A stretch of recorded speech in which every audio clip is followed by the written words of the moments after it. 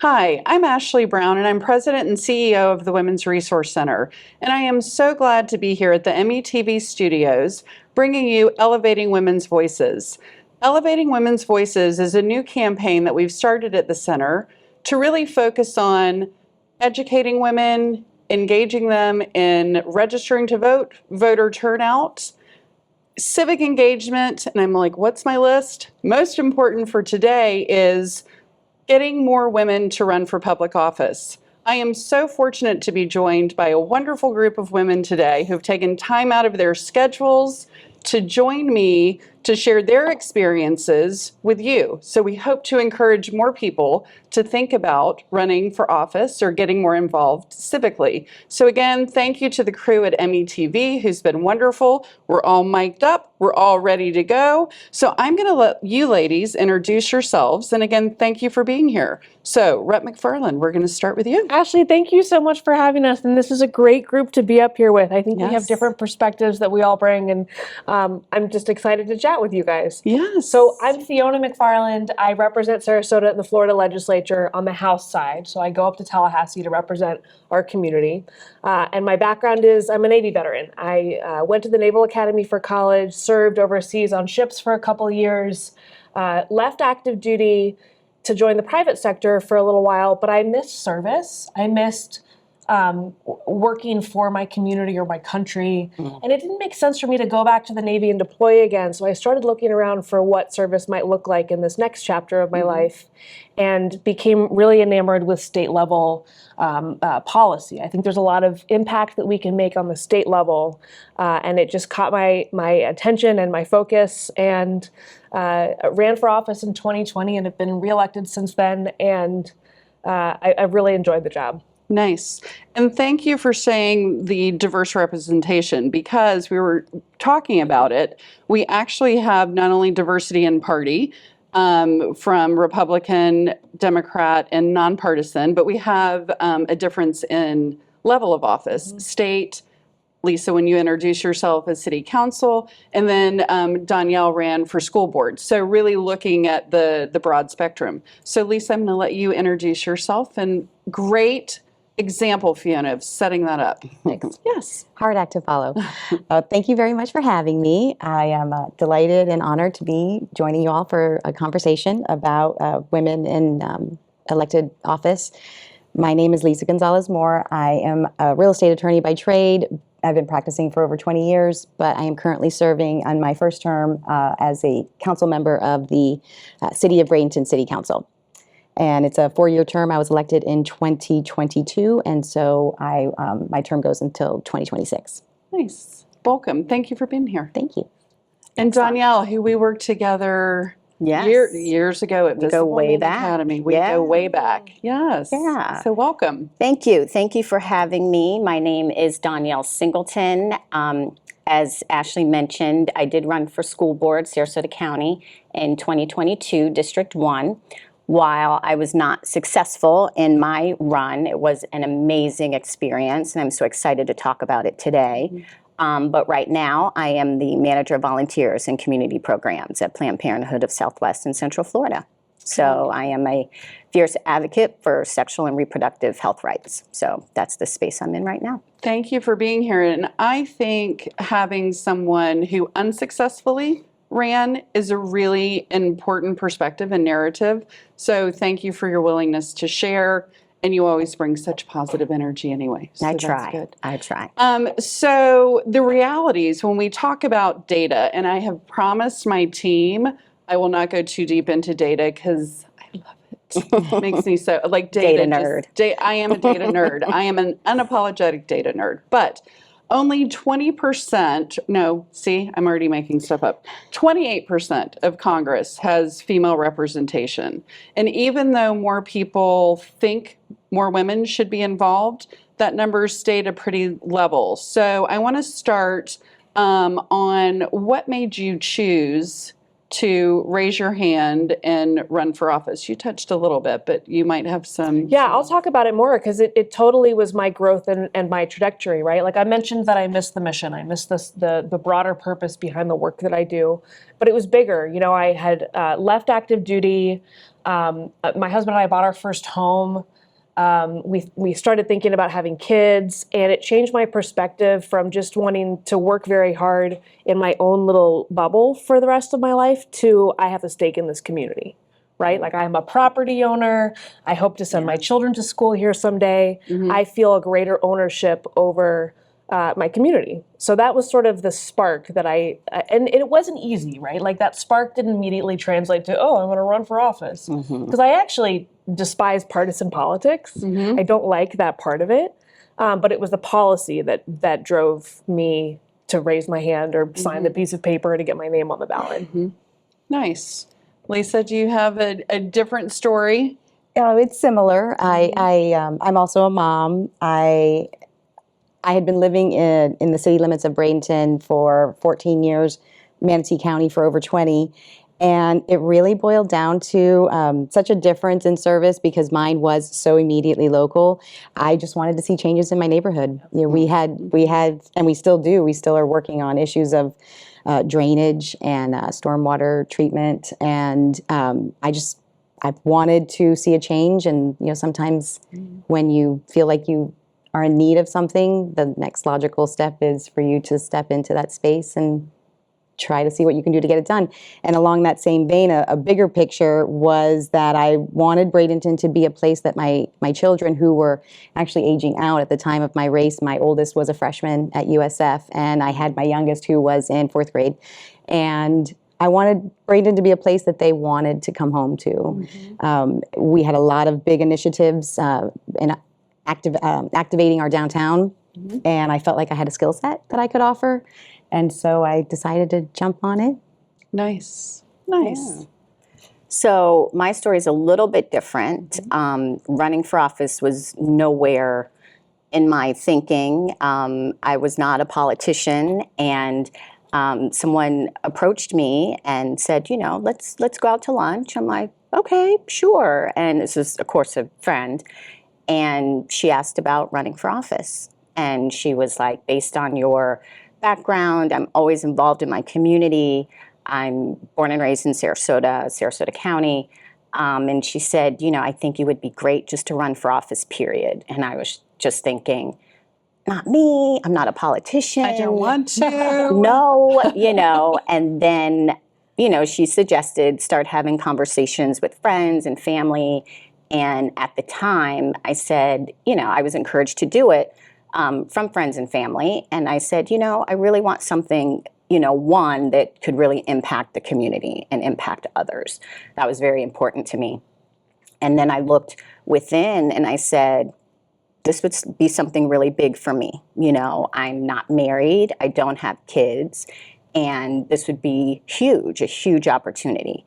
And it was going to be a great story. You know, I decided to run for school board. I was going to be the first Black person on the Sarasota County School Board ever. And it just was going to be great. So I have no regrets with it. And I had a great campaign and a great experience with it all. So, which is good. And Yeah. that's nice to leave it with a good feeling. So one of the goals of this initiative is to make it really easy for people to get information and educate themselves. And as the three of you were talking, it just reminded me, it's so noisy at the national level, so noisy and so divided. And I love that each of you on the partisan politics, I think when we get down to it, the majority of people don't like the partisan politics. And I think that people get so focused on the national level that you forget that the things that really impact you day to day happens locally. So I would love for you each to kind of talk a little bit about how you would encourage people to understand how policies and systems impact our day-to-day life, and it's local. It is not in DC I often. love that you said that, Ashley, because most of my experience campaigning is trying to convince people that I'm not running for president. Right? So don't look at it's not that Not scale, yet. Yeah. I right? don't know. Right, Ladies, right, it'll happen. right, yeah. When I ran in 2020, it was a presidential cycle, and so as I'm walking around and knocking on doors and talking to people, they were like, "Well, how would you have answered that debate question last night?" So, well, I'd love to engage in a policy discussion with you, but I'm running for state representative. Like, let's talk about some of the laws that we make on the state level. But I think you're totally right because it's so noisy out there. And what we see is the top of the ticket, right? So the president, or we hear the whoever's running for governor, or maybe U.S. Senate. But then I'll plug Manatee Educational Television. Unless you're watching local TV, you often don't hear from local candidates or local reading the elected paper. officials, or reading the A paper. lot of people don't do anymore. And the more that social media takes over the way that we consume information, and particularly I worry about this for the younger generation, you are missing out on this whole local richness of conversation and like really huge decisions that are happening at the local level. That impact our day-to-day lives much Yeah. more so than what's happening. And I love what you both said about your journey to running for office, right? For you, it was, we have this saying from in the military of if not me, then who? Exactly. If you see something that's broken, you can gripe about it. Yep. You can complain. You can write, an angry Facebook post or a letter to the editor, or you can just take ownership and say, I think I might be able to solve that problem, or at least work on it. Right. Right. Exactly. Or for you, you needed someone to plant the spark for you or believe in you. Yeah. Right? Yeah. And I hate to give a stereotype of women, but I think we've all heard this. Women won't apply for a job unless they look at the job rec and see that they are qualified for like 25 out of the 25 bullets. Yeah. Whereas Maybe a man, 24. yeah, maybe. maybe like we'll be half an. And I want to add to that as well. And it takes 7 times to ask a woman to run for office before she agrees to do Which it. is a huge, That is- huge yeah. number of times. Yeah, is. yeah. a huge number of And who times. knows how often that 7 times is that over 7 years? It is over a year. But yeah, it takes that long for someone to run, for a woman. Should to we run. look directly to camera and Right. during this interview 7 times say you should run for office? Right. Exactly. We're talking to you. Yes. So where would you all recommend, and this can be for any, and Lisa and Danielle, if you have something else to add on the policy and systems being more local and state, where would you suggest people get nonpartisan, just the facts, ma'am, of educating themselves? Because I do think that there is, just like with the job application or the requirements, I think women feel like if I don't understand, I don't want to ask questions, or it's uncomfortable not being engaged or feeling like you're less than because you don't understand. So I'm interested of where you all get some of your information and where we could suggest people look. So Sure. Well, I would first say, we can't shame anyone. There's a lot of, like you said, noise. There's a lot. People have lives. They're raising families. They're working. They're serving their communities. They're doing a lot of things. And sometimes, when an election comes up, that's when there's a lot of focus. So, I don't want to shame anyone. I would tell anyone that's looking to get involved, the League of Women Voters.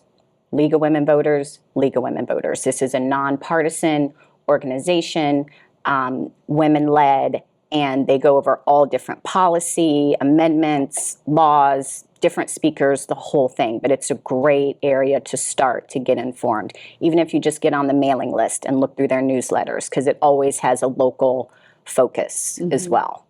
That's where I would tell anyone to start. great. Lisa? That's a good point.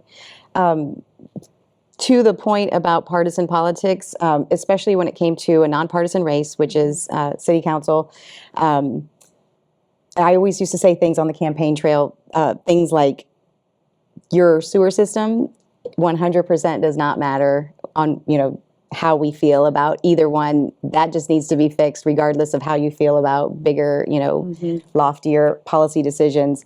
And that said, city council is so accessible. So I would never want to shame anyone, but I do really frequently encourage people, if they can if they can't come attend the meeting and give public comment, maybe watch it. MET records what I was it. gonna say too. Yes, Yeah. it's on YouTube. So I Like, love go when straight people to the source exactly. document, right? Yep, When I was absolutely. considering running, I didn't know if I wanted to run at the federal level, state, county. I was shopping around for what level of government I wanted to run at. But we are Florida. We are the Sunshine State. All of our meetings have to be publicly accessible, and in most cases that means they're live streamed. Or you can watch the recording on 2x speed on YouTube afterwards. Right. So I would watch the county commission hearings, Yes. and I realized, like, I don't know very much about land use. Maybe I would not be a great person to serve here. Right. Or at the city level, like, I don't actually live in the city boundaries, so that took that off the plate. But I watched the public hearings, and I'm a visual learner, so for me it was, can I see myself up at the dais in that role? Can I see myself leading that discussion or asking the question of the public testimony, or whatever? Can I see myself up there? So I watched every level until I sort of found What where a I could great fit. perspective. And I had not thought about it in that way, but it makes total sense and I made quick mention of Danielle and I met when you were working at Visible Men Academy, and the Women's Resource Center was a partner there. So education would have been a natural fit for you. Yes. But I think that sometimes people don't think through what skill set or what subject matter do you need to be versed in, or feel like one of my favorite comments that was made by a friend who I won't credit because he'll be like, you didn't get permission to credit me. But being an elected official should not be the best job you've ever had. So I'll take the brunt for any feedback on that. But it's so true, because we count on people having expertise to represent us in an informed, intelligent way on topics that we don't have that subject matter expertise in. So I love that advice of, figure out where your skill set is and where you think you could add, and not be as focused on what the office is. Right. Start using quotes. But I mean, unless someone interprets that as, you need to have a degree in land use planning or something. Correct. I think it's more, so what resonated for me is when I watched the hearings up in Tallahassee. I'm not an attorney. They were doing a lot of like legal discussion, as they should. They make laws. For me, it was more, I know how to digest a problem, right? And I know how to interpret that for what me as a, young 30-something at the time, new property owner, like, I know how to translate that into how that would impact me. I want to engage on that problem. I'm not an expert on whatever the subject may be, but I know how to engage in a problem, and I know how to interpret it to someone like me. No, which is that's a good reflective feedback, because that I would hate for that to discourage anyone. Yeah, like, And it there's would the point on the discourage job women. application form that I'm not eligible for. Yes, Yeah. no, it would discourage women. And, and I sent questions to you all, and I've not asked any of the questions on the list. You're welcome. Because I think that that's the good free-flowing conversation. But even this conversation of, we have a, diverse group of us here, do you find that as women, your ability to have stronger relational skills comes into serving differently, or being able to cross party lines or have those conversations? Anything there? Well, I'll just before we dive deep into that, I will just piggyback on what you just said, which was to the point of, I don't want anyone to think that they have to have some element of a degree or whatnot. I think that's a really valuable comment and a point to drive home to women at home that might be thinking about doing it. It just so happens at this moment in time that, and I'd like to brag on it, the Bradenton City Council is 5 council members and a mayor, and 4 out of the 5 city council members are female. And our Nice. background is completely diverse as far as what our experiences we're bringing to the table. And I will share that in the past couple of years, as we kind of got to know each other, and I was new to the role, we really have had some really great conversations. And we now have, as a little team, we have this saying that is, we don't always agree on what we're discussing, but what we can do and do well, in my opinion, is have conversations and debate. And then we leave the dais, and it's, how is your kid? the first day of school go for you? You know, are you going on vacation? It's very cordial and professional, and I And think that's we what bring we that. lose when we focus on the national level, right? Yeah. Because all we see from the presidential bickering is just massive fighting, or even from the U.S. Congress in D.C. is massive fighting, and no one will even, you know, they won't shake each other's hand. Right. But at the local level, that intensity just doesn't exist. Yes. I'm not going to be naive and say we're not partisan, because we're still politicians. You're going to catch us being political at some point. Sure. But for the most part, we don't have that partisan rhetoric that really like drives us to be nasty people to one Yeah. another. It just doesn't. true. It's different. It is.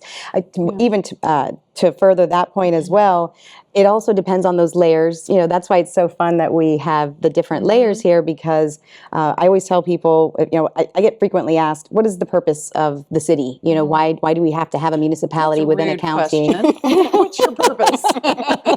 Prove yourself. And my go-to answer is always accessibility. You know, you're going to, your breadth of representation is so much larger. The people that I represent, they're next door. They are bumping into me at the grocery store. Like, it is very hands-on and accessible. And I think that you need all those layers to have, it helps when you're having those layers to have that ability to get over the bickering and the hard feelings, and just know we're going to get in there, roll up our sleeves, do the work, and then we're going to leave the dais. So I want to get to Ashley's question about what makes us different relationships. Yeah. So I actually think that this is sort of a feminine superpower, like a sneaky superpower. Is again stereotypes of our gender, right? Like, women often don't care who gets the credit. Women are not as confrontational. I mean, even so much as like, look at us, we're all trying to turn our bodies to one another. Men prefer to communicate this way, right? Like shoulder to shoulder. We are consensus, we tend towards being consensus seeking. Yeah. That doesn't mean negotiating your principles, but it does mean that we can have conversations about issues where we disagree. Yes. So you're on a council of 5. I'm one of 120 members of the Florida House. When I'm trying to get people to support my bills or my initiatives, I start by asking them what's important to them. We're like, what are your issues with this bill? I understand you're having problems. What are your issues? And then people will just tell you, right? Especially in politics, we love to talk. And people will just tell you. And I feel the difference by having a strong relationship with my colleagues up there is that we can talk as friends instead of talking as the representative from Sarasota or someone who has a completely different background from me. Instead of being divided by our differences, because relationships are so important to me, and I don't know if that's uniquely female or if it's uniquely Fiona or whatever, it doesn't really matter, but relationships are so important for that very reason. I think it is a female superpower of the communication, relational. I think that we try to understand and learn who we are as people and then communicate at that level, and not just at the policy level or we've got to figure this out. It'll start with how's your family or what's going on in your world or that whole piece. So do you find that as well, John? Yeah, I think that we as women, we like to collaborate. We like to, communicate. And you both talked about your reasons for running for office, and you wanted to see change, in your community. And I think that a lot of women, govern that way, whereas a lot of men, it's about power and control. Yeah. What is that? Absolute power corrupts absolutely. What is that? There's a great quote. Yes. Well, and I think that the other piece, then we have wonderful male representatives as well. And I think that continuing to push conversation on allyship, on how do we lift each other up.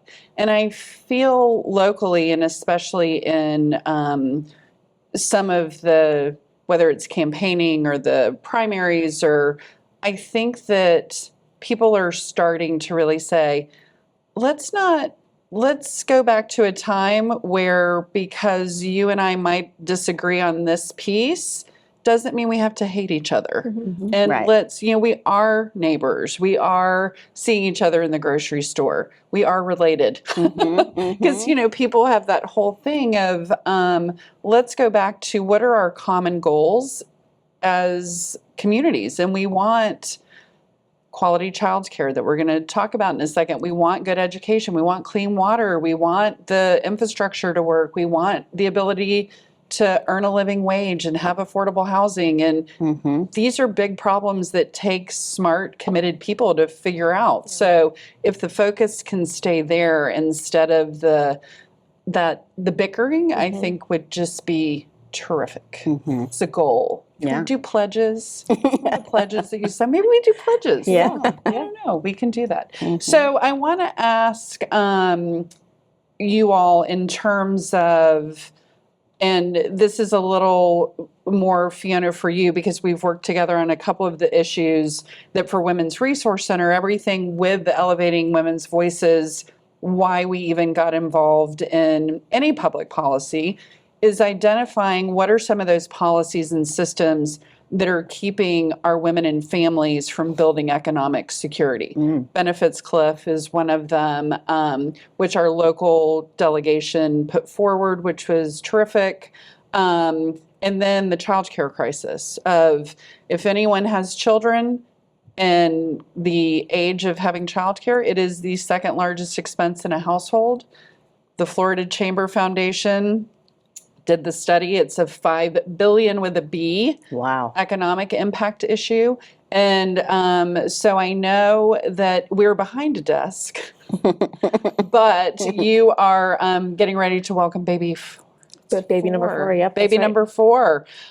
So I'm sure that some of that goes into your thought process of as you're looking at legislation and different things. So can you talk a little bit about why those things might have been more important? Yeah, so I'll back up the story a little bit. So I mentioned in the outset I was elected in 2020 for the first time, and since 2020, or since I since I put my name on the ballot, I've had 4 children in 4 years. So they're really young. And I went up to Tallahassee thinking that I would work on a specific set of issues, right? Like I have a background in management consulting and strategy. I served as a veteran, and I wanted to work on some issues that dealt with technology and transportation and you know, these other issues. But then I had all these children, and suddenly that was the closest shark to the boat for me. Like childcare was incredibly expensive. Paid family leave was like a real issue in our household. And I said, you know what, I'm a politician. I'm going to be self-serving, and I'm going to work on policy issues that will help me. And then to the data point, then I looked at the data. Sarasota is primarily female. We have a lot of young families in Sarasota, more young families every day. And I thought, oh, well, these aren't only my issues. These are many women in Sarasota. Your local issues. These are issues that are affecting a lot of my residents. So this is not entirely self-serving. But I started working on a few different things. So we expanded postpartum medical coverage for women who are on Medicaid up to 12 months after the baby is born. Huge. I also sponsored a bill that would provide donor breast milk for babies that are born prematurely or that are in the NICU. Oh, when the formula issue was happening. Yes. Oh, yeah. And I had just had a baby at the time. I was a nursing mom at the time. And I stood up in Tallahassee in a room full of men and I talked about breast milk. And it made them so uncomfortable. And I try to be very professional about it. I don't love making people uncomfortable. But it occurred to me in those settings as we're all blushing, I am the only person who's going to sponsor this bill this session because I am the only nursing mom in Tallahassee. And I understand acutely how important this issue is.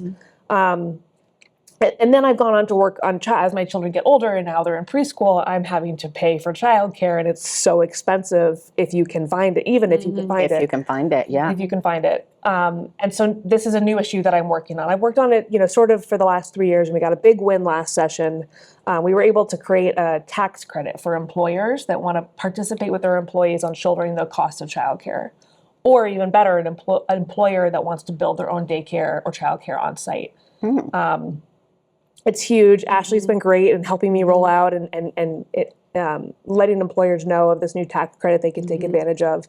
And she mentioned the chamber got involved with it. This is the Chamber of Commerce. It's sort of the association of different businesses. And they typically focus on things like having an educated workforce or having access to, boosting our manufacturing trade, like really esoteric business things. But they made the childcare crisis one of their key focuses.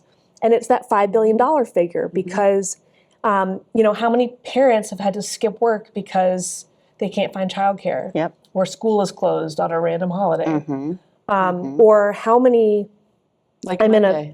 yes, like Monday. We're the Friday before Labor Day taping, so there you go. I'm in a couple Facebook groups, the Sarasota Moms Facebook group. I regularly see moms posting, I can't afford to work. Like I would love to be working, I would love to work, but I can't afford to work because I can't get a job that will cover the costs of me not staying home with my kid. Wow. Which I think is something like, I mean, that's just such a perfect example. And I think we should normalize asking our male CEOs and our male elected officials, how are you handling being a working dad? Because last I checked, there were all kinds of parts of a family, Right. but it predominantly does fall to the women. So I think starting to shift that narrative. If you can believe it, we're almost at time. So I just want to do a quick, Danielle, I'm going to start with you. Come this way. Is there something that that I didn't ask any of the questions that I sent you that you're like, I wanted to answer this one? So is there something that you wanted to share that as we're wrapping up? You know, I just really want to encourage more women, women of color, to run for office. You know, it's so very important. I know it can seem very scary. And again, I was not a politician. You know, I think we can reframe what a politician is and what one looks like. And it's very, very important. And it's, you know, it's hard to be what you can't always see. So I want to be a good example of that. And if you don't want to run for office, but you want to get involved, you can work on someone's campaign. There's a huge need for campaign managers, treasurers. There's all sorts of roles that someone can play in a campaign to get involved. But we have to do it. We can't keep letting, you know, people that don't represent our interests dictate our lives. Nice. Lisa. In the spirit of encouraging women to take the leap and give it a try, I was going to mention one of the questions that you had posed was advice for them to do that. And one of the things I was going to mention was that I am not unaware of the fact that I happen to be fortunate to have a husband who acknowledges that his role in the family is vital to me being able to do what I want. We actually have a joke in our family. Lisa does what she wants. That sounds great to me. He's a pretty good guy. And so I would just encourage women, it doesn't have to be your spouse, but if you are thinking about this, I think the first step is building a network, building a team, you could call it, a support system that you know will support you, will assist you, will care about the things you care about so that you can do the things you want to do. Part of my campaign team, we would have meetings in my living room and there was always a basket of laundry and these two other women would just dive right in and fold laundry with me while we talked about the next thing we had to do. And I also think those team members should be honest with you. You have to be able to trust them to tell you the truth about what you're doing and why you're doing it and hold you accountable. So team building. Echo chambers They're are not very helpful. No, I they're found that to be true. not. I know. Anything to add? I just want to look every viewer in the eye and say, run for office 7 times. Consider this my invitation to you, whether we agree politically or don't, run for office. Anytime we can give voters more choice on the ballot of who they're voting for, I think it makes us a stronger citizenry and it makes us a stronger community and country. There is no qualification. You just have to be 18, I think, to run for most offices. Unless someone out there is considering running for president, you shouldn't be taking advice from me. I think that's at least 35. Yes. Just put your name out there. And this was a mind block for me. What's the worst that can happen? Right. If you decide to run for office, what's the worst that can happen? You could change your mind. You could drop out. You could win, which would be great. Or you could lose and your life will go on. Like Danielle is doing great. Her life is not will go on even better by not having her run in her election. And Lisa and I could very easily get voted out at the next cycle, and our lives will go on. we see in the media that a disgraced former politician, like, don't disgrace yourself. Just run for office, like, run a campaign that you're happy with. And then win or lose, you can continue on in your life. Yeah. Keep your values, keep your integrity. I think that's Absolutely. important. Thank you all so much. This was such a rich conversation. Thank you. As I knew it would be. You're amazing women, and I thank you for your service and what you're doing. And I want to thank METV for making this possible. And again, METV is a great source for your local information on, I know that they do the county commission meetings, the city commission meetings, but it's a great way to educate yourself. And also on our website, mywrc.org, the Elevating Women's Voices, you'll find lots of resources to connect to information. And again, thank you all for being here. Thank you. And thank you, METV.